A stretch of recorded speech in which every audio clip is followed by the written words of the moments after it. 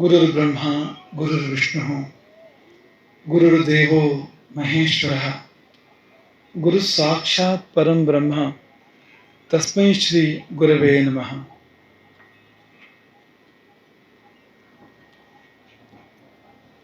ನಮಃ ಶಿವಾಯ ಸಾಂಬಾಯ ಸಗಣಾಯ ಸಸೂನವೇ ಸನಂದಿನಿ ಸಗಂಗಾಯ ಸವೃಷಾಯ ನಮೋ ನಮಃ.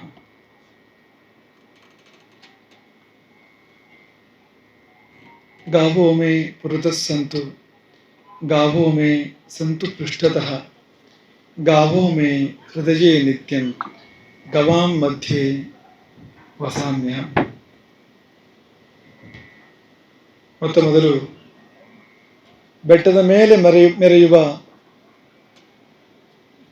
ಮಾದೇಶನನ್ನು ಮನಸಾರೆ ಸ್ಮರಿಸ್ತೇವೆ. ಹಾಗೆ ಬೆಟ್ಟದ ಪರಿಸರದಲ್ಲಿ ವಿಹರಿಸುವ ನಡೆದಾಡುವ ದೇವಾಲಯಗಳು, ಗೋವುಗಳು, ಈ ಮಲೆ ಮಹದೇಶ್ವರ ಬೆಟ್ಟದ ಜೀವನಾಡಿ ಅವು. ಆ ಗೋವೃಂದವನ್ನು ಮನಸಾರೆ ಸ್ಮರಿಸ್ತೇವೆ, ನಮಿಸ್ತೇವೆ. ತುಂಬ ಸುಂದರವಾಗಿರುವಂತಹ ಒಂದು ಕಾರ್ಯಕ್ರಮ. ಹೆಸರೇ ಗೋಮಯೇ ವಸತೆ ಲಕ್ಷ್ಮೀ. ಹಾಗಂದ್ರೆ ಅರ್ಥ, ಲಕ್ಷ್ಮಿ ಸಗಣಿಯಲ್ಲಿ ವಾಸ ಮಾಡ್ತಾಳೆ, ಲಕ್ಷ್ಮಿ ಗೊಬ್ಬರದಲ್ಲಿ ವಾಸ ಮಾಡ್ತಾಳೆ. ಇದೊಂದು ಶಾಸ್ತ್ರ ಪಂಕ್ತಿಯೇ ಹೌದಾದ್ರೂ ಕೂಡ ಅದು ಸತ್ಯ ಎಂಬುದನ್ನು ಈ ಬೆಟ್ಟ ತೋರಿಸ್ಕೊಟ್ಟಿದೆ. ಮಲೆಮಹದೇಶ್ವರ ಬೆಟ್ಟ, ಇಲ್ಲಿಯ ಗೋಪಾಲಕರು, ನೀವುಗಳದನ್ನು ಸಾಧಿಸಿ ತೋರಿಸಿಕೊಟ್ಟಿದ್ದೀರಿ ಅಂತ. ಅಂತಹ ಒಂದು ಊರಿನಲ್ಲಿ ನಡೀತಾ ಇರ್ತಕ್ಕಂಥ ಒಂದು ಒಳ್ಳೆಯ ಕಾರ್ಯಕ್ರಮದಲ್ಲಿ ಭಾಗವಹಿಸಲಿಕ್ಕೆ ತುಂಬ ಸಂತೋಷ ಆಗ್ತದೆ. ಬೆಟ್ಟ ನಮಗೆ ಹೊಸದಲ್ಲ, ನಾವು ಬೆಟ್ಟಕ್ಕೆ ಹೊಸಬರೇನೂ ಅಲ್ಲ. ಯಾಕೆಂದರೆ ಅನೇಕ ವರ್ಷಗಳ ಹಿಂದೆ ನಾವಿಲ್ಲಿಗೆ ಬಂದಿದ್ದು ನಿಮಗೆಲ್ಲ ಚೆನ್ನಾಗಿ ನೆನಪಿದೆ. ಅದೊಂದು ವಿಕಟ ಸಂದರ್ಭ, ಬರಗಾಲದ ಸಂದರ್ಭ. ಗೋವುಗಳಿಗೆ ಹೊಟ್ಟೆಗೆ ಇಲ್ಲದೆ ಅವುಗಳ ಸಂತತಿಯೇ ಎಳೆದು ಹೋಗ್ಬೋದು, ತಳಿಗಳೇ ನಾಶವಾಗಬಹುದು ಎನ್ನುವಂಥ ಒಂದು ಕಾಲಘಟ್ಟ ಅಂತ. ಗೋವುಗಳಿಗೆ ಹೊಟ್ಟೆಗೆ ಇಲ್ಲದೆ ಇದ್ದರೆ ಮನುಷ್ಯನಿಗೂ ಇರೋದಿಲ್ಲ ಅಂತ. ಗೋವುಗಳಿಗೆ ತೊಂದರೆ ಆದರೆ ಮನುಷ್ಯನಿಗೂ ಕೂಡ ತೊಂದರೆ ಆಗ್ತದೆ. ಇಲ್ಲಿ ಅಂತೂ ಮನುಷ್ಯರು ಗೋವುಗಳು ಒಟ್ಟೊಟ್ಟಿಗೆ ಇರ್ತಕ್ಕಂಥವ್ರು, ಹಸುಗಳು ಮನುಷ್ಯರು ಬೇರೆನೇ ಅಲ್ಲ ಅಂತ, ಒಟ್ಟಿಗೆ ಇರ್ತಕ್ಕಂಥವ್ರು ಅಂತ. ಈಗ ತಾನೇ ಗೋಪಾಲಕರು ನಮ್ಮಲ್ಲಿ ಹೇಳ್ಕೊಡ್ತಾ ಇದ್ರು, ಬೆಳಗ್ಗೆ ಎದ್ದು ಗೋವುಗಳ ಮುಖ ನೋಡ್ತೀವಿ ನಾವು ಅಂತ. ಅಂಥವ್ರು ಅಂತ ನಾವು ಹೇಳಿದ್ವು, ಕೋಟಿ ಕೋಟಿ ಜನಗಳಿಗೆ ಆ ಯೋಗ ಇಲ್ಲ. ಬೆಳಗ್ಗೆ ಎದ್ದು ಗೋವಿನ ಮುಖ ನೋಡೋ ಯೋಗ ಎಷ್ಟು ಜನರಿಗೆ ಸಿಗ್ಲಿಕ್ಕೆ ಸಾಧ್ಯ ಅದು ಅಂತ. ಬಹಳ ಅಪರೂಪ ಅಂತ. ನೀವೆಲ್ಲ ಯೋಗವಂತರು, ಭಾಗ್ಯವಂತರು. ಯಾಕೆಂದ್ರೆ ದೇವರು ನಿಮ್ ಜೊತೆ ವಾಸ ಮಾಡ್ತಾರೆ ಅಂತ. ಗೋವುಗಳ ರೂಪದಲ್ಲಿ ಎಲ್ಲಾ ದೇವತೆಗಳು ನಿಮ್ ಜೊತೆಗೆ ವಾಸ ಮಾಡ್ತಾರೆ. ನೀವು ಗೋವುಗಳ ಜೊತೆಗೆ ಅಂದ್ರೆ ದೇವರ ಜೊತೆಗೆ ನೀವು ವಾಸ ಮಾಡ್ತಾ ಇರ್ತೀರಿ ಅಂತ. ಅಂತ ಗೋವುಗಳಿಗೆ ಬರಬಾರದ ಕಷ್ಟ ಬಂದಾಗ ನಾವಿಲ್ಲಿಗೆ ಬಂದೆವು. ಆ ಸಮಯದಲ್ಲಿ ಹಾಗೆ ನೋಡಿದ್ರೆ ಎತ್ರಣ ರಾಮಚಂದ್ರಾಪುರ ಮಠ, ಎತ್ರಣ ಮಲೆ ಮಹದೇಶ್ವರ ಬೆಟ್ಟ, ಏನು ಒಂದಕ್ಕೊಂದು ಸಂಬಂಧವೇ ಇಲ್ಲ ಅನ್ನೋ ಸಂದರ್ಭ. ಆದರೆ ಗೋವುಗಳು ನಮ್ಮನ್ನು ಮತ್ತು ನಿಮ್ಮನ್ನು ಜೋಡಿಸಿದವು. ಗೋವುಗಳಿಗೆ ಕಾರಣ ಅದಕ್ಕೆ ಮುಖ್ಯವಾಗಿ ಅಂತ ಒಂದು ಅದ್ಭುತ ಕಾರ್ಯಕ್ರಮ ನಡೀತು ಆ ಸಮಯದಲ್ಲಿ. ನಿಮಗೆಲ್ಲ ಗೊತ್ತು, ಅದನ್ನು ಗೋಪ್ರಾಣ ಭಿಕ್ಷೆ ಅಂತ ನಾವು ಕರಿತೇವೆ. ಗೋವುಗಳಿಗೆ ಪ್ರಾಣಿ ಭಿಕ್ಷೆಯನ್ನು ಕೊಡಬೇಕು ಅಂತ. ಹಾಗಾಗಿ ಇಲ್ಲಿ ಸಾವಿರ ಸಾವಿರ ಗೋವುಗಳಿಗೆ ಸಾವಿರ ಸಾವಿರ ಟನ್ಗಳಷ್ಟು ಮೇವನ್ನು ವಿತರಣೆ ಮಾಡಲಾಯಿತು. ತ್ಯಾಗ ತುಂಬ ಜನರಿದ್ದಿದೆ. ನಮಗೆ ಈಗಲೂ ಕೂಡ ನೆನಪಿದೆ. ಈಗ ಎಲ್ಲಿಯೋ ಶಿವಮೊಗ್ಗದವರು, ಸಾಗರದವರು, ಅಥವಾ ಕುಮಟಾದವರು, ದಕ್ಷಿಣ ಕನ್ನಡದವರು, ಬೆಂಗಳೂರಿನವರು ಹೆಣ್ಮಕ್ಳು ತಮ್ಮ ಮೈ ಮೇಲಿನ ಆಭರಣಗಳನ್ನು ತೆಗೆದುಕೊಟ್ಟಿದ್ದಾರೆ. ಆ ಸಮಯದಲ್ಲಿ ತಮ್ಮ ತಮ್ಮ ಒಡವೆಗಳನ್ನ ಅಲ್ಲಲ್ಲಿ ಸಭೆಯಲ್ಲಿ ಯಾವುದನ್ನು ಹೇಳಿದಾಗ ಅಲ್ಲೇ ಬಿಚ್ಚಿ ಕೊಟ್ಟಿದ್ದಾರೆ ಅದನ್ನ. ಹಾಗೆ ಅನೇಕರು ತಾವು ಉಪವಾಸ ಇದ್ದು ಆ ಹಣವನ್ನು ಇಲ್ಲಿಗೆ ವಿನಿಯೋಗ ಮಾಡಿದ್ದಾರೆ. ಸಣ್ಣ ತ್ಯಾಗ ಅಲ್ಲ. ಹೀಗೆ ಸಮಾಜ ಒಂದು ತ್ಯಾಗವನ್ನು ಮಾಡ್ತು, ಮಠ ಮಾಧ್ಯಮ ಆಯಿತು, ಎಲ್ಲಿಂದಲೋ ಮೇವು ಇಲ್ಲಿಗೆ ಹರಿದು ಬಂತು, ಬಹಳ ದೊಡ್ಡ ಪ್ರಮಾಣದಲ್ಲಿ ಇಲ್ಲಿ ಹರಿದು ಬಂತು. ಗೋವುಗಳು ಬದುಕಿ ಉಳಿಲಿಕ್ಕೆ ಸಾಧ್ಯ ಆಯಿತು, ಅದೊಂದು ಅವಕಾಶ ಆಯಿತು ನಮಗೆ. ಇವತ್ತಿಗೂ ಕೂಡ ಅದೊಂದು ಹಸಿರು ನೆನಪು ಅಂತ, ಅದೊಂದು ಸವಿ ನೆನಪು ಅಂತ. ನಮ್ಮ ಇಡೀ ಜೀವಮಾನದಲ್ಲಿ ನಾವು ಮಾಡಿದ ಅನೇಕ ಕಾರ್ಯಗಳಲ್ಲಿ ಇದರಂಥದ್ದು ಇನ್ನೊಂದಿಲ್ಲ ಎನ್ನುವಂಥ ಕಾರ್ಯ ಅದು ಅಂತ. ಯಾಕೆಂದ್ರೆ 70,000 ಗೋವುಗಳ ಜೀವದ ಪ್ರಶ್ನೆ ಇತ್ತು ಅಂತ. ಆಗ ಜೀವ ಉಳಿಸ್ಬೇಕಾಗಿತ್ತು ಅಂತ. ಆ ಕಾರ್ಯ ಆಗಿದ್ದು ನಮಗೆ ಅಷ್ಟು ಸಂತೋಷವನ್ನು ಕೊಟ್ಟಿದೆ. ಆದರೆ ಸಾಕ ಅಂತ ಒಂದು ಬಾರಿ ಗೋವುಗಳಿಗೆ ಮೇವನ್ನು ಕೊಟ್ಟು ಮಾತ್ರಕ್ಕೆ ಮುಗೀತಾ ಅಂದರೆ ಮುಗಿಲಿಲ್ಲ, ಮುಂದುವರಿಬೇಕು. ಅದು ಯಾವುದಾದ್ರೂ ರೂಪದಲ್ಲಿ ಗೋವುಗಳಿಗೆ ಗೋಪಾಲಕರಿಗೆ ನೆರವಾಗಬೇಕು. ಆ ಹಿನ್ನೆಲೆಯಲ್ಲಿ ಈ ಘಟಕ ಇದು ಯಾಕೆ ಬಂದಿದೆ ಅಂದರೆ ಯಾರೂ ತಪ್ಪು ತಿಳ್ಕೊಳ್ಬೇಕಾದ ಅಗತ್ಯ ಇಲ್ಲ. ಇದು ಮಠಕ್ಕೆ ಒಂದು ಒಂದು ಉದ್ಯಮ ಮಾಡಿ ಲಾಭ ಮಾಡಬೇಕು ಅನ್ನೋ ಉದ್ದೇಶ ಇಲ್ಲ. ಮಠ ಅದು ಉದ್ಯಮಶೀಲ ಅಲ್ಲ. ಅದು ಉದ್ಯಮಶೀಲ ಅನ್ನೋದಕ್ಕೆ ಬೇರೆ ಅರ್ಥ ಇದೆ, ಆ ಅರ್ಥದಲ್ಲಿ ಉದ್ಯಮಶೀಲ ಹೌದು. ಆದರೆ ಮಠ ವ್ಯವಹಾರ ಮಾಡುವಂಥದ್ದು ಕ್ರಮ ಇಲ್ಲ ಅಂತ ಉದ್ದೇಶಗಳು ನಮ್ಗಿರೋದಿಲ್ಲ ಅಂತ. ಹಾಗಾಗಿ ಗೋವುಗಳಿಗೆ ಮತ್ತು ಗೋಪಾಲಕರಿಗೆ ನೆರವಾಗಬೇಕು. ಈ ಕಾರಣಕ್ಕಾಗಿ ಒಂದು ಘಟಕ ಸ್ಥಾಪನೆ ಆಯಿತು. ಗೋವುಗಳು ಗೋಮಯವನ್ನು ಕೊಡ್ತವೆ, ಸಗಣಿಯನ್ನು ಕೊಡ್ತವೆ. ಆ ಸಗಣಿಯನ್ನು ಖರೀದಿ ಮಾಡಬೇಕು. ಅದರ ಮೂಲಕ ಗೋಪಾಲಕರಿಗೆ ಒಂದು ಉತ್ಪತ್ತಿ ಬರಬೇಕು, ಸಂಪಾದನೆ ಆಗಬೇಕು ಅವರಿಗೆ ಅಂತ. ತನ್ನ ಮೂಲಕ ಗೋವುಗಳನ್ನು ಚೆನ್ನಾಗಿ ಇಡ್ಲಿಕ್ಕೆ ಸಾಧ್ಯ ಆಗಬೇಕು. ಇದು ಅದರ ಉದ್ದೇಶ. ಆ ಉದ್ದೇಶ ಸಾಧನೆ ಆಗಿದೆ ಒಂದು ಮಟ್ಟದಲ್ಲಿ. ಯಾಕೆಂದ್ರೆ ದೊಡ್ಡ ರೀತಿಯಿಂದ ಕಳೆದ ಅನೇಕ ವರ್ಷಗಳಲ್ಲಿ ಬಹಳ ದೊಡ್ಡ ಪ್ರಮಾಣದಲ್ಲಿ ಇಲ್ಲಿಯ ಗೋಪಾಲಕರುಗಳ ಕಡೆಯಿಂದ ಸಗಣಿಯನ್ನು ಖರೀದಿ ಮಾಡಲಾಗಿದೆ. ಅದು ತೋಟಗಳಿಗೆ ಹೋಗಿದೆ, ತೋಟಗಳಿಗೆ ಗದ್ದೆಗಳಿಗೆ ಹೋಗಿದೆ. ಅಲ್ಲಿಯೂ ಒಳ್ಳೆಯದಾಗಿದೆ. ಯಾವ ಹೊಲ ಗದ್ದೆಗಳಿಗೆ ಈ ಒಂದು ಗೊಬ್ಬರ ಹೋಗಿದೆಯೋ ಅಲ್ಲಿ ಸಮೃದ್ಧಿ ಆಗಿದೆ. ಅಲ್ಲಿಯೂ ಗೋಮಯೇ ವಸತೆ ಲಕ್ಷ್ಮೀ. ಈ ಕಡೆಗೆ ಇಲ್ಲಿ ಯಾರು ಗೋವುಗಳನ್ನು ಸಾಕ್ತಾರೋ ಅವರ ಮನೆಗೆ ಲಕ್ಷ್ಮಿ ಹರಿದು ಬಂದಿದ್ದಾಳೆ, ಅವರ ಮನೆಗೆ ಲಕ್ಷ್ಮಿಯ ಕೃಪೆಯಾಗಿದೆ. ಹೀಗೆ ಉಭಯತ್ರ ಜಯ ಅಂತ. ಇಲ್ಲಿಯೂ ಗೆಲುವು, ಅಲ್ಲಿಯೂ ಗೆಲುವು. ಇವರಿಗೂ ಒಳ್ಳೇದಾಯ್ತು, ಅವರಿಗೂ ಒಳ್ಳೇದಾಯ್ತು. ಮಧ್ಯ ಮಠಕ್ಕೇನಾಯ್ತು ಅಂದ್ರೆ ಮಠಕ್ಕೊಂದು ಸಂತೃಪ್ತಿ ಅಂತ, ಮಠಕ್ಕೊಂದು ಸಮಾಧಾನ ಅಂತ. ಲಾಭ ಅಂದ್ರೆ ಅದೇ, ಬೇರೆ ಲಾಭ ನಾವು ನಿರೀಕ್ಷೆ ಮಾಡುವಂಥದ್ದಲ್ಲ. ಒಂದು ತೃಪ್ತಿ ಅಂತ. ಗೋವುಗಳು ಹೊಟ್ಟೆ ತಂಪಾಯ್ತು, ಗೋಪಾಲಕರ ಜೀವನ ತಂಪಾಯ್ತು. ಇದೇ ನಮಗೆ ದೊಡ್ಡ ಸಮಾಧಾನ ಕೊಡ್ತಕ್ಕಂಥದ್ದು. ಇವತ್ತು ಅದನ್ನು ಇನ್ನಷ್ಟು ಎತ್ತರಕ್ಕೆ ಏರಿಸ್ತಕ್ಕಂಥ ಒಂದು ಪ್ರಯತ್ನ ಇದೆ. ಈಗ ಮಾತನಾಡುವಾಗ ನಮ್ಮ ಟ್ರಸ್ಟಿನ ಅಧ್ಯಕ್ಷರು, ಗೋಪಾಲ ಟ್ರಸ್ಟಿನ ಅಧ್ಯಕ್ಷರು ಹೇಳಿದರು, ಬರುವ ಕೆಲವು ವರ್ಷಗಳಲ್ಲಿ 100 ಕೋಟಿ ರೂಪಾಯಿಗಳಿಗೆ ಇದನ್ನು ಈ ಉದ್ಯಮ ಬೆಳೆಸ್ಬೇಕು ಅನ್ನೋ ಯೋಚನೆ ನಮಗಿದೆ ಅಂತ. ಹಾಗೆ ಬೆಳೆದಿದ್ದೇ ಹೋದಾದ್ರೆ ಶ್ರೀಮಂತರಾಗೋದು ಯಾರು ಅಂದ್ರೆ ನೀವುಗಳು. ಅದರಲ್ಲಿ ಅನುಕೂಲ ಆಗುವಂಥದ್ದು ಯಾರಿಗೆ ಅಂದ್ರೆ ನಮ್ಮ ಬೆಟ್ಟದಲ್ಲಿ ವಾಸ ಮಾಡ್ತಕ್ಕಂಥ ಗೋಸೇವಕರಿಗೆ, ಗೋಪಾಲಕರಿಗೆ ಅದರಲ್ಲಿ ಹೆಚ್ಚು ಲಾಭ ಆಗ್ತಕ್ಕಂಥದ್ದು. ಇವ್ರು ಯಾರು ಲಾಭಾಕಾಂಕ್ಷಿಗಳಲ್ಲ. ವೇದಿಕೆ ಮೇಲೆ ಯಾರು ಕೂತ್ಕೊಂಡಿದ್ದಾರೆ ನಿಮ್ಮ ಮುಂದೆ, ಇವರಿಗೆಲ್ಲ ಅವ್ರ ಜೀವನಕ್ಕೆ ಬೇರೆ ಮಾಧ್ಯಮ ಇದೆ. ಅವ್ರ ಜೀವನಕ್ಕೆ ನಿಮಗೆ ಈಗಾಗಲೇ ಪರಿಚಯ ಮಾಡುವಾಗ ಅಧ್ಯಕ್ಷರು ಹೇಳಿದ್ರು ಅಂತ, ಅವರವ್ರ ಜೀವನಕ್ಕೆ ಬೇರೆ ವ್ಯವಸ್ಥೆ ಇದೆ. ಇದೊಂದು ಟ್ರಸ್ಟ್.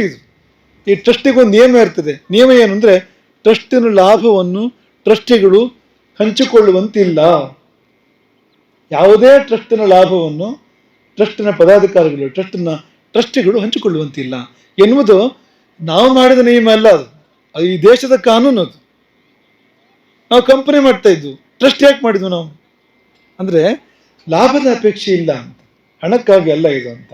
ನಿಮಗೆಲ್ಲ ಅನುಕೂಲ ಆಗಬೇಕು, ನಿಮಗೆಲ್ಲ ಒಳ್ಳೇದಾಗಬೇಕು, ಗೋವುಗಳಿಗೆ ಅನುಕೂಲ ಆಗಬೇಕು ಎನ್ನುವಂಥದ್ದೇ ಇದರ ಮೂಲಭೂತವಾಗಿರ್ತಕ್ಕಂಥ ಉದ್ದೇಶ. ಹಾಗಾಗಿ ಇವರುಗಳ ಉದ್ದೇಶ ಅಲ್ಲಿ ಕಲ್ಮಶ ಏನೂ ಇಲ್ಲ ಅಂತ, ಸರ್ವೇ ಜನ ಸುಖಿನೋ ಭವಂತು ಎನ್ನುವಂಥದ್ದೇ ಉದ್ದೇಶ ಅದು ಅಂತ.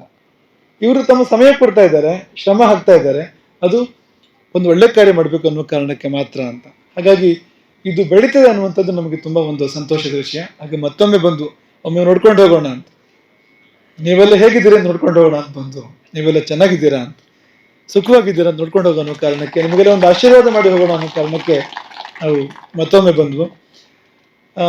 ನಮಗೆ ಗೊತ್ತು ನಿಮಗೆ ಈ ಪೂರ್ಣ ನೆಮ್ಮದಿ ಇಲ್ಲ ಇವತ್ತು. ಯಾಕಿಲ್ಲ ಅಂದ್ರೆ ಗೋವುಗಳು ಬೆಟ್ಟಕ್ಕೆ ಹೋಗಲಿಕ್ಕೆ ನಿರ್ಬಂಧ ಇದೆ, ಗೋವುಗಳು ಕಾಡಿಗೆ ಹೋಗಲಿಕ್ಕೆ ನಿರ್ಬಂಧ ಇದೆ. ಇದು ಸರಿಯಲ್ಲ, ಇದನ್ನ ಒಪ್ಕೊಳ್ಳೋದಿಲ್ಲ. ಯಾಕೆಂದ್ರೆ ಕಾಡಿಗೂ ಮತ್ತು ಗೋವುಗಳಿಗೂ ಸಹಜ ಬಾಂಧವ್ಯ. ಅದು ಇವತ್ತು ನಿನ್ನೆದಲ್ಲ. ಅದು ನಮ್ಗೆ ಯಾರಿಗೂ ಗೊತ್ತಿಲ್ಲ ಅಂತ. ಯಾವ ಕಾಲದಿಂದ ಗೋವುಗಳು ಕಾಡಿಗೆ ಹೋಗಿ ಮುಂದೆ ಬರ್ತಾ ಇದೆ ಅಂತ ನಮ್ಗೆ ಯಾರಿಗಾರು ಗೊತ್ತಿಲ್ಲ. ಅದಕ್ಕೆ ಇತಿಹಾಸವನ್ನು ಹೇಳಲಿಕ್ಕೆ ಸಾಧ್ಯ ಇಲ್ಲ. ಅಷ್ಟು ಅನಾದಿ ಕಾಲದಿಂದ ಗೋವುಗಳು ಬೆಟ್ಟಕ್ಕೆ ಹೋಗಿ ಮಿಂದು ಬರ್ತವೆ. ತುಂಬಾ ಪ್ರಶಸ್ತವಾದ ಗಂಜಲವನ್ನ ಮತ್ತು ಗೊಬ್ಬರವನ್ನು ಕೊಡ್ತವೆ. ಬೆಟ್ಟಕ್ಕೆ ಹೋಗಿ ಮಿಂದು ಬಂದು ಅಮೃತವನ್ನು ಕೊಡ್ತವೆ ಅವು ಅಂತ. ದೇವರು ಕೊಟ್ಟ ಆಹಾರ ಅದು. ಕಾಡಿನ ಹಸಿರು ಗೋವುಗಳಿಗೆ ಯಾರು ಕೊಟ್ಟಿದ್ದು ಅಂದ್ರೆ ಮಲೆ ಮಹದೇಶ್ವರ ಸ್ವಾಮಿ ಕೊಟ್ಟಿರ್ತಕ್ಕಂಥ ಆಹಾರ ಅದು. ಮಧ್ಯೆ ಬರುವ ಹಕ್ಕು ಯಾರಿಗೂ ಇಲ್ಲ. ಗೋವುಗಳಿಗೂ ಕಾಡಿಗೂ ಮಧ್ಯೆ ಬರ್ತಕ್ಕಂಥ ಅಧಿಕಾರ ಯಾರಿಗೂ ಇಲ್ಲ. ಯಾರೂ ಈ ಕಾರ್ಯವನ್ನು ಮಾಡಬಾರ್ದು. ಈ ಅಧಿಕಾರಗಳು ಶಾಶ್ವತ ಅಲ್ಲ, ಬರ್ತವೆ ಹೋಗ್ತವೆ. ಆದ್ರೆ ಅಧಿಕಾರ ಇದ್ದಾಗ ನಾವು ತೊಂದರೆ ಮಾಡಿ ಹೋಗ್ಬಾರ್ದು, ಜನರ ಕಷ್ಟ ಕಾರ್ಪಣ್ಯಗಳಿಗೆ ನಾವು ಕಾರಣ ಆಗ್ಬಾರ್ದು ಅಂತ ಈ ಸಲುವಾಗಿ ಒಂದು ಆಂದೋಲನ ಮಾಡಲಾಗಿತ್ತು. ಕಳೆದ ಕೆಲವಾರು ವರ್ಷಗಳ ಹಿಂದೆ ನಮ್ಮ ಬೆಟ್ಟ ನಮಗೆ ಬಿಡಿ ಎನ್ನುವ ಹೆಸರಿನಲ್ಲಿ ಒಂದು ಆಂದೋಲನ ಮಾಡಿ ಆಂದೋಲನಕ್ಕೆ ಫಲವೂ ಬಂದು ಅನುಕೂಲವಾಗಿತ್ತು. ಈಗ ಪುನಃ ತಂಟೆ ತಕರಾರುಗಳು ಪ್ರಾರಂಭ ಆಗಿದೆ ಅಂತ ಕೇಳಿದ್ವು. ಪುನಃ ಗೋವುಗಳು ಕಾಡಿಗೆ ಹೋಗ್ಲಿಕ್ಕೆ ಅವಕಾಶ ಮಾಡ್ತಾ ಇಲ್ಲ ಅಂತ ಕೇಳಿದ್ವು. ತುಂಬಾ ಖೇದದ ವಿಷಯ, ತುಂಬಾ ದುಃಖದ ವಿಷಯ ಇದು. ಈ ಭ್ರಮೆಯನ್ನು ಸರ್ಕಾರಗಳು ಬಿಡಬೇಕು. ಯಾವ ಭ್ರಮೆಯನ್ನು ಅಂದ್ರೆ ಗೋವುಗಳು ಕಾಡಿಗೆ ಹೋದ್ರೆ ಕಾಡಿಗೆ ಹಾನಿ ಆಗ್ತದೆ ಅಂತ. ನಾವು ಈಗ ತಾನೇ ಗೋಪಾಲಕರಲ್ಲಿ ಒಂದು ಪ್ರಶ್ನೆಯನ್ನ ನಾವು ಕೇಳ್ತಾ ಇದ್ವು. ಯಾವ ಸಾವಿರಾರು ವರ್ಷಗಳಿಂದ ಗೋವುಗಳು ಕಾಡಿಗೆ ಹೋಗ್ತಾ ಇದ್ದಾವೆ, ಕಾಡು ಇದೆ, ಗೋವುಗಳು ಇವೆ, ಈಗೇನಾಯ್ತು? ಇದ್ದಕ್ಕಿದ್ದಂತೆ ಏನಾಯ್ತು ಅಂತ.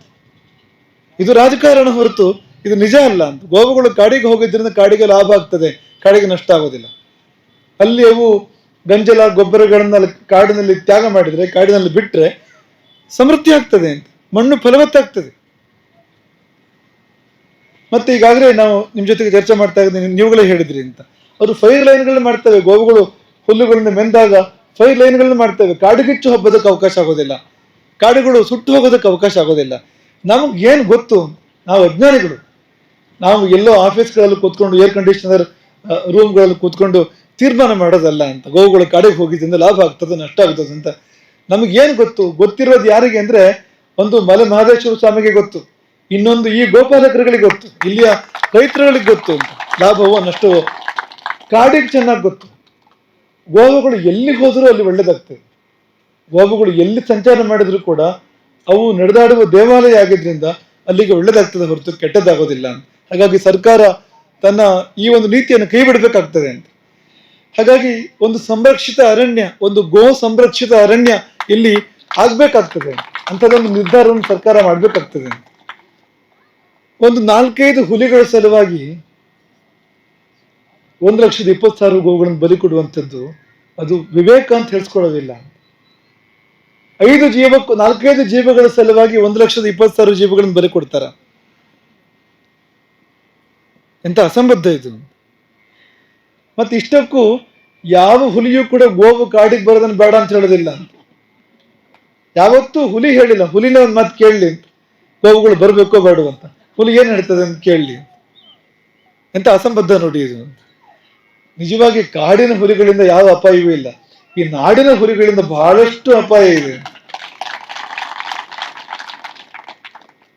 ಸರಿಯಾದ ವಿವೇಕ ತಿಳುವಳಿಕೆ ಇಲ್ಲದೆ ಯಾರಿಗೆ ಒಂದು ಒಂದು ಜವಾಬ್ದಾರಿ ಬಂದ್ಬಿಟ್ಟಿರ್ತದೋ ಅಂಥ ಹುಲಿಗಳಿಂದ ಆಗುವಂತ ಅಪಾಯ ಉಂಟಲ್ಲ, ಅಂತ ಅಪಾಯ ಬೇರೆ ಯಾವ ಹುಲಿಗಳಿಂದ ಕೂಡ ಇಲ್ಲ ಎಂಬುದಾಗಿ ಈ ಸಮಯದಲ್ಲಿ ನಾವು ಹೇಳಲಿಕ್ಕೆ ಇಷ್ಟಪಡ್ತೇವೆ. ಹಾಗಾಗಿ ಅಧಿಕಾರಿಗಳು ತಮ್ಮ ಧೋರಣೆಯನ್ನು ಬದಲಾಯಿಸಬೇಕು. ಅಧಿಕಾರಿಗಳು ಕಾಡಿನ ಬಗ್ಗೆ, ಗೋವುಗಳ ಬಗ್ಗೆ ಮೃದು ಧೋರಣೆಯನ್ನು, ಒಳ್ಳೆ ಧೋರಣೆಯನ್ನು ತಾಳ್ಬೇಕು. ಕಾನೂನುಗಳು ಒಳ್ಳೇದು ಮಾಡ್ಲಿಕ್ಕೆ ಬಂದಿರುವಂಥದ್ದು ಹೊರತು ಕಿರುಕುಳ ಕೊಡ್ಲಿಕ್ಕೆ ಇರುವಂಥದ್ದಲ್ಲ.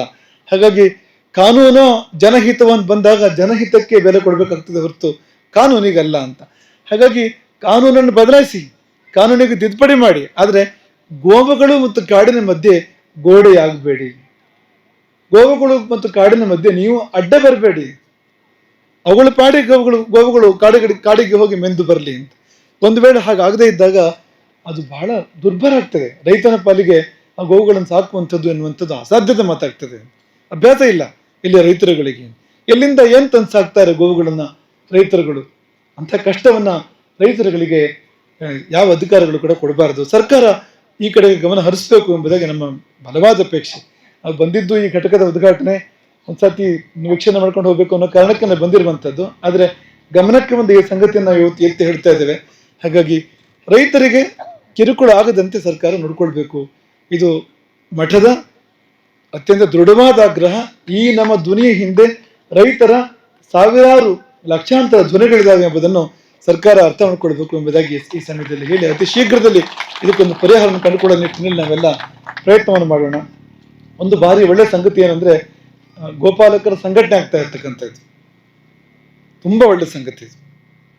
ಈಗ ನಿಮ್ಮನ್ನು ಯಾರು ಉಳಿಸ್ತಾರೆ ಅಂದ್ರೆ ಯಾರೋ ಹೊರಗಡೆಯಿಂದ ಬಂದು ಉಳಿಸ್ಲಿಕ್ಕೆ ಸಾಧ್ಯ ಇಲ್ಲ. ನಾವೇ ಸಂಘಟಿತರಾಗಬೇಕು, ನಾವೇ ಒಟ್ಟಾಗಬೇಕು. ಒಟ್ಟಾದಾಗ ಹೊರಗಿಂದ ಕೂಡ ನಮಗೆ ಬೆಂಬಲಗಳು ಬರ್ತವೆ. ನಾವು ಒಟ್ಟಾಗದೇ ಇದ್ರೆ, ಸಂಘಟನೆ ಆಗದೇ ಇದ್ರೆ, ನಾವು ಒಂದುಗೂಡದೇ ಇದ್ರೆ ಹೊರಗಿಂದ ಕೂಡ ನಮಗೆ ಬೆಂಬಲ ಸಿಗೋದಿಲ್ಲ, ನಮ್ಮ ಧ್ವನಿ ದೂರದವರೆಗೆ ತಲುಪೋದಿಲ್ಲ. ಹಾಗಾಗಿ ಇದೊಂದು ಭಾರಿ ಒಳ್ಳೆ ಪ್ರಯತ್ನ. ಗೋಪಾಲಕ ವೃಂದ ಎನ್ನುವಂಥದ್ದು ತುಂಬಾ ದೊಡ್ಡ ಒಂದು ಒಳ್ಳೆ ಸುದ್ದಿ ಈ ಊರಿನ ದೃಷ್ಟಿಯಿಂದ. ಎಲ್ಲ ಗೋಪಾಲಕರು ಈ ವೃಂದದಲ್ಲಿ ಸೇರ್ಕೊಳ್ಬೇಕು, ಎಲ್ಲರೂ ಒಂದಾಗಿ ಒಗ್ಗಟ್ಟಿನ ಸ್ವರದಲ್ಲಿ ಮಾತನಾಡುವಂತೆ ಆಗಬೇಕು. ಅದು ನಾವು ಬಯಸುವಂಥದ್ದು. ಅದು ಇವತ್ತು ಆಗ್ತಾ ಇದೆ ಅನ್ನುವಂಥದ್ದು ತುಂಬ ಒಂದು ನಮಗೆ ಖುಷಿ ಆಯಿತು. ಗೋಪಾಲಕರೆಲ್ಲ ಸೇರಿ ಬಂದು ನಮಗೊಂದು ಮನವಿಯನ್ನು ಕೂಡ ಕೊಟ್ಟರು.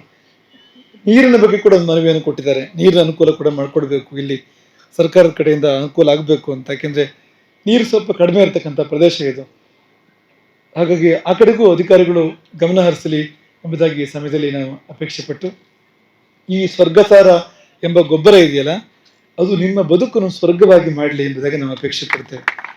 ಗೋವುಗಳ ಬದುಕನ್ನು ಸ್ವರ್ಗವಾಗಿ ಮಾಡಲಿ, ಗೋಪಾಲಕರ ಬದುಕನ್ನು ಈ ಗೊಬ್ಬರ ಸ್ವರ್ಗವಾಗಿ ಪರಿವರ್ತನೆ ಮಾಡಲಿ ಎಂಬುದಾಗಿ ನಾವು ಅಪೇಕ್ಷೆ ಪಡ್ತೇವೆ. ನೀವೆಲ್ಲ ಸಹಯೋಗ ಮಾಡಿ, ಎಲ್ಲ ಜೊತೆಗೆ ಸೇರಿಕೊಳ್ಳಿ, ಒಂದು ಒಳ್ಳೆ ಕೆಲಸ ಮಾಡೋಣ.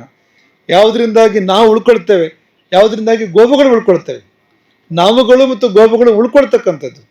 ಯಾರು ಈಗ ಯಾರಾದರೂ ಬಂದು ನಿಮಗೆ 2 ಗೋವು ಸಾಕಿ, 1 ಗೋವು ಸಾಕಿ ಅಂತ ಕೇಳಬೇಡಿ, ಬೆಲೆ ಕೊಡಬೇಡಿ ಅದಕ್ಕೆ. ಯಾಕೆಂದರೆ ಲಾಗಾಯತಿನಿಂದ ಯಾವುದೋ ಕಾಲದಿಂದ ನಾವು ಗೋವುಗಳನ್ನ ಬೆಳೆಸ್ಕೊಳ್ತಾ ಬಂದವರು, ಕಡಿಮೆ ಮಾಡ್ತಾ ಬಂದವರಲ್ಲ ಅಂತ. ಹಾಗಾಗಿ 1,20,000ದಿಂದ 60,000ಕ್ಕೂ 70,000ಕ್ಕೂ ಗೋವುಗಳು ಎಳೆಯುವಂಥದ್ದು ಒಳ್ಳೆಯದಕ್ಕಲ್ಲ, ಅದು ಶುಭ ಸೂಚನೆ ಎಲ್ಲ ಇದು ಅಂತ. ಹಾಗಾಗಿ ನೀವು ಹೆಚ್ಚು ಹೆಚ್ಚು ಸಂಖ್ಯೆಯಲ್ಲಿ ಗೋವುಗಳನ್ನ ಪಾಲನೆ ಮಾಡಿ. ನಿಮ್ಮ ಬೆಂಬಲಕ್ಕೆ ನಾವಿದೆ, ನಿಮ್ಮ ರಕ್ಷಣೆಗೆ ನಾವಿದೆ. ನೀವು ಗೋವುಗಳನ್ನ ಸಾಕೋದನ್ನು ಕಡಿಮೆ ಮಾಡಬೇಡಿ, ಹೆಚ್ಚು ಮಾಡಿ. ನಿಮಗೆ ಆಧಾರವಾಗಲಿಕ್ಕೆ ರಾಮಚಂದ್ರಾಪುರ ಮಠ ಇದೆ, ಗೋಪಾಲ ಟ್ರಸ್ಟ್ ಇದೆ, ಅದು ನಿಮಗೆ ಆಧಾರ ಆಗ್ತದೆ, ನಿಮಗೆ ಬೆಂಬಲ ಮಾಡ್ತದೆ ಅಂತ. ಹಾಗಾಗಿ ನೀವು ಯಾವುದೇ ಕಾರಣಕ್ಕೂ ಈ ಬಾಂಧವ್ಯವನ್ನು ಕಳೆದುಕೊಳ್ಬೇಡಿ, ಬಾಂಧವ್ಯವನ್ನು ಗಟ್ಟಿ ಮಾಡಿ ಎಂಬುದಾಗಿ ಈ ಸಮಯದಲ್ಲಿ ಹೇಳಿ, ಮತ್ತೊಮ್ಮೆ ಹೇಳ್ತೇವೆ, ಗೋವುಗಳ ಜೊತೆಗೆ ನಿಮ್ಮ ಜೊತೆಗೆ ರಾಮಚಂದ್ರಾಪುರ ಮಠ ಸಂಪೂರ್ಣವಾಗಿದೆ, ಇಡೀದಾಗಿದೆ. ನಾವು ಯಾಕೆ ಬರಬೇಕು ಇಲ್ಲದೇ ಇದ್ರೆ ಇಲ್ಲಿಗೆ ಯಾಕೆ ಬರಬೇಕು? ಬೆಳಗಿನ ಜಾವ 3 ಗಂಟೆಗೆ ಪ್ರಾರಂಭ ಮಾಡಿದ್ವಿ ನಾವು ಪೂಜೆ ಎಲ್ಲ ಮಾಡಲಿಕ್ಕೆ. ಇಲ್ಲಿಗೆ ಬರಬೇಕು ಅನ್ನೋ ಕಾರಣಕ್ಕೆ ಬೆಳಗಿನ ಜಾವ 3 ಗಂಟೆಯಿಂದ ಪ್ರಾರಂಭ ಮಾಡಿ ಪ್ರಯತ್ನ ಪಟ್ಟು ಇಲ್ಲಿಗೆ ಬಂದಿರುವಂಥದ್ದು. ನಾವು ಪುನಃ ಹೋಗಿ ತಲುಪುವಾಗ ರಾತ್ರಿ ತಡ ಆಗ್ತದೆ. ಯಾಕೆ ಇದನ್ನು ಮಾಡಬೇಕು ನಾವು ಅಂದರೆ, ಅದು ನಿಮ್ಮ ಕುರಿತಾಗಿರ್ತಕ್ಕಂಥ ಒಂದು ಪ್ರೀತಿಯಿಂದ, ನಿಮ್ಮ ಬಗ್ಗೆ ಇರ್ತಕ್ಕಂಥ ಕಾಳಜಿಯಿಂದ ಮಾಡಿರ್ತಕ್ಕಂಥದ್ದು. ಹಾಗಾಗಿ ಆ ಕಾಳಜಿ ನಮಗಿದೆ, ನಿಮ್ಮ ಜೊತೆಗೆ ನಾವಿದ್ದೇವೆ. ಆದರೆ ಒಗ್ಗಟ್ಟಾಗಿರಿ, ಸಂಘಟನೆ ಮಾಡಿ, ಒಗ್ಗಟ್ಟಾಗಿರಿ. ಮತ್ತು ಇಂಥ ಪ್ರಯತ್ನಗಳನ್ನು ಬೆಂಬಲಿಸಿ. ಇದು ನಮ್ಮ ಉಳಿವಿಗಿರ್ತಕ್ಕಂಥದ್ದು. ಇಂಥ ಪ್ರಯತ್ನಗಳನ್ನು ಒಕ್ಕೊರಳಿನಿಂದ ಎಲ್ಲರೂ ಒಟ್ಟಾಗಿ ಬೆಂಬಲಿಸಿ ಎಂಬುದಾಗಿ ಈ ಸಮಯದಲ್ಲಿ ನಾವು ಹೇಳ್ತೇವೆ. ಮತ್ತು ನಿಮ್ಮೆಲ್ಲರನ್ನು ತುಂಬ ಪ್ರೀತಿಯಿಂದ ಆಶೀರ್ವಾದ ಮಾಡ್ತೇವೆ. ತುಂಬ ಸಂತೋಷ ಆಯಿತು, ನಿಮ್ಮೆಲ್ಲರ ಮುಖ ನೋಡಿ ಸಂತೋಷ ಆಯಿತು. ಈ ಸಣ್ಣ ಸಣ್ಣ ಮಕ್ಕಳು ಹಾಡು ಹೇಳಿದರು, ಕೇಳಿ ಸಂತೋಷ ಆಯಿತು. ಸುಮಂಗಲಿಯರು ಪೂರ್ಣಕುಂಭ ಹೇಳಿದ್ರಿ ನೀವೆಲ್ಲರೂ ಕೂಡ. ನೀವು ಇಷ್ಟು ಪ್ರೀತಿಯಿಂದ ನೀವು ತೊಡಗಿಸಿಕೊಳ್ತಾ ಇದ್ದೀರಿ. ನಿಮ್ಮೆಲ್ಲರನ್ನು ಮಲೆ ಮಹದೇಶ್ವರ ಸ್ವಾಮಿ ಹರಸಲಿ, ಗೋವುಗಳು ಹರಸಲಿ, ನೀವು ಪ್ರೀತಿಯಿಂದ ಸಾಕಿರ್ತಕ್ಕಂಥ ಗೋವುಗಳು ಹರಸಲಿ. ಮಠ ಅಂತೂ ಯಾವತ್ತೂ ನಿಮ್ಮನ್ನು ಹರಿಸ್ತದೆ, ಯಾವತ್ತೂ ನಿಮ್ಮನ್ನು ಆಶೀರ್ವಾದ ಮಾಡ್ತದೆ. ನಿಮಗೆಲ್ಲ ಒಳ್ಳೆಯದಾಗಲಿ ಎಂಬುದಾಗಿ ಅಪ್ಪಣೆ ಆಗ್ತದೆ. ಹರೇ